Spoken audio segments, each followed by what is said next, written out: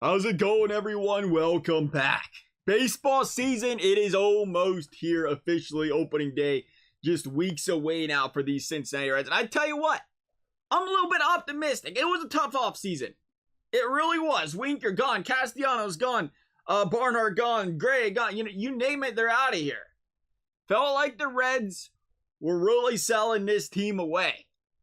But we give front office a little bit of chance, make some moves, kind of piece things together, and honestly, I kind of like this Cincinnati Reds starting lineup. Now, it's missing a lot of power, but you know what? That might be a good thing.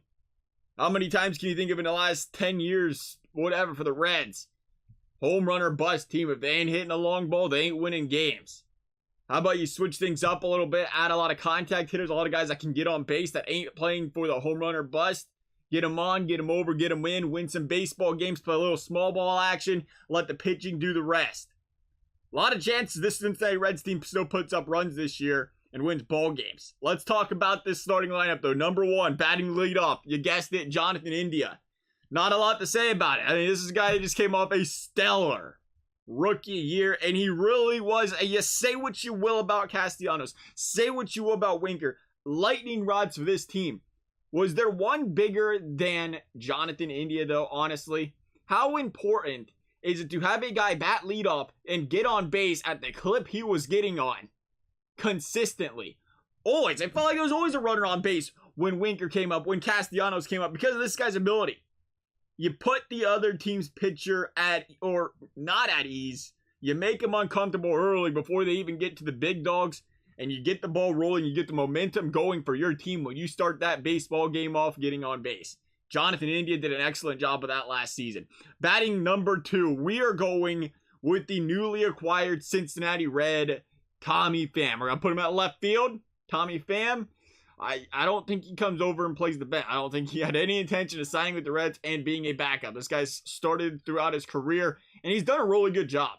Last season, down year for him. No questions about it. I think he's a guy that gives the Reds 260, 270 this year. He batted 229 last year. But even with that 229, the guy got on base at a 340 clip.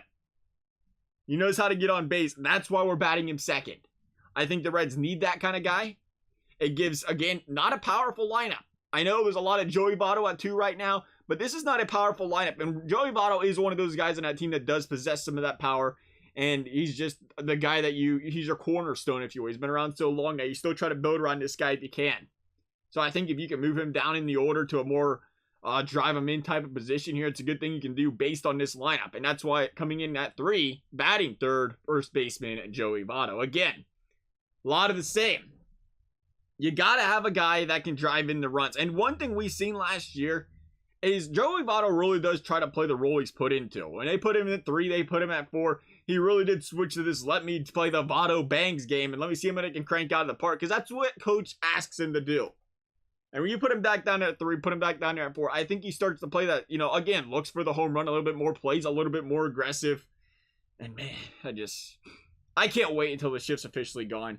I cannot wait, and I really hope Votto's still playing. I still hope he's got the ability to play at the top of his game, because the reason the MLB can stop Joey Votto right now is because of the shift. They force him to hit the ball when they pitch him inside, and they play that strong shift on him, and he's forced to hit it into that shift. That's hard to beat. That is really hard for any player to beat. And you take that away from Joey Votto, or that defensive mechanism away from opposing teams to stop Joey Votto. This guy's gonna be electric. Again. Batting fourth, Tyler Stevenson. Again, we talk about youngsters that just had an amazing season last year. Tyler Stevenson is another one of those guys. A reason we're okay, even though he's a gold glover, even though he's a cog in the locker room. Tucker Barnhart, a great guy.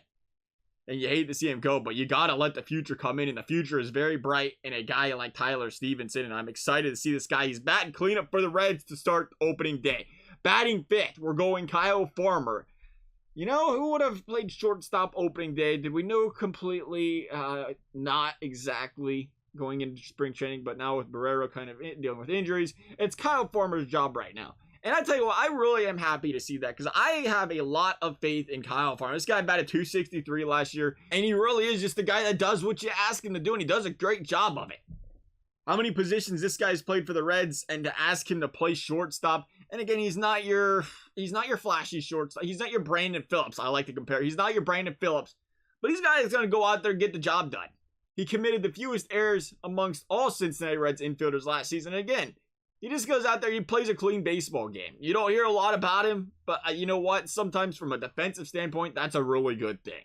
And again, this is where it's tough because typically your 5 guy in the lineup, you want to put your power hitter there. The Reds don't really have a notorious power. They have one notorious power hitter. We'll get to him later in the lineup, but they don't really have a notorious power hitter. So they're going to have to make do with what they have. Batting 6th, we're going to put Tyler Naquin. Again, Naquin coming over last season, expected to be in that backup role, but this is a guy that's batted 260, 280 range throughout his career.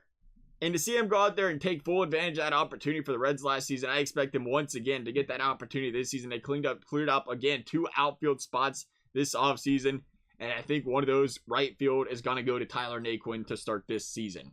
Batting 7th, we have third baseman Donovan Solano. I am going to botch this guy's name. I'm just warning everybody right now. At least 10 times this year. Just in the process of writing down this Cincinnati Reds lineup and going over, researching some stuff, I called this guy Drew like 7 times. I don't know why. Drew Solano, I got to get it out of the head. Donovan Solano. Again, a guy, Silver Slugger for the Giants 2 years ago. The Reds made some sneaky good moves. Clouded over by the big players they let go. They made some sneaky good moves, bringing some players and some talent over to this lineup for cheap.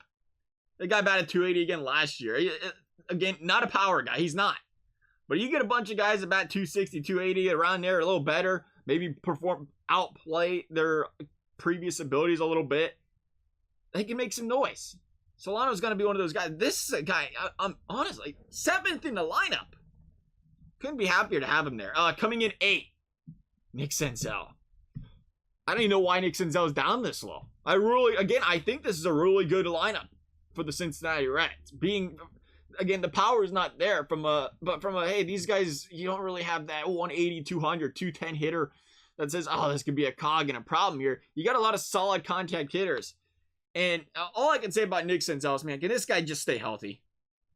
For the sake of Nick Senzel, can we please just get 1 year of full health out of this guy and just see what he's capable of doing? He's a talented player. He really is. 8th in the lineup is temporary for this guy. No questions about it if he stays healthy. Batting 9th. We brought up the power earlier. It's Mike Moustakas.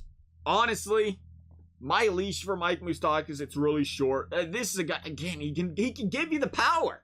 He can give you 35 a year and bat 250, 260, which I would be more than accepting and willing to put him at 5th in the order if he could. But he has just had injury after injury. He has not been able to sustain that batting average while he's been on the Reds. He has struggled the past couple years, and he's going to start, I think, because you are paying him $16 million a year. You're going to give him that opportunity. And again, he was just injured the other day. So he's supposed to come back and play, though, this weekend. We'll see. Everything should be fine there, but you got to put him at DH. I know there's a lot of talk he might want to play third base, or he wants to play. He got to. With a guy with his injury concerns and the money you're paying him, you got to try to keep him on the field. Reds are going to put him at DH, I think. And he's going to bat 9th to start the year, for me personally. We'll see where the Reds put him. They might put him 5. They might put him 6, because, again, he's got the power element to him. We'll see. I think that's a pretty good lineup, though, top to bottom. If Mike Moustakas can bounce back, I think we forget about that a lot last year, the year before. The Reds brought some of these guys over, and the guys that you expected to be good, the Suarez's, the Moustakases, they really struggled. And I know Suarez is gone now, but if you can get the guys that you expected to be your power guys, your solid players, to bounce back and play good, Reds got a pretty good solid lineup. Don't sleep on this Reds team this year. Got to stay optimistic. Remember, Bengals were supposed to be 4-12 last year. You never know. Reds weren't supposed to be that good last year. They was expecting to struggle. They went in as contenders ending the season. Give this team a chance. Love you guys' thoughts. Thank you guys for watching. We'll see you next time.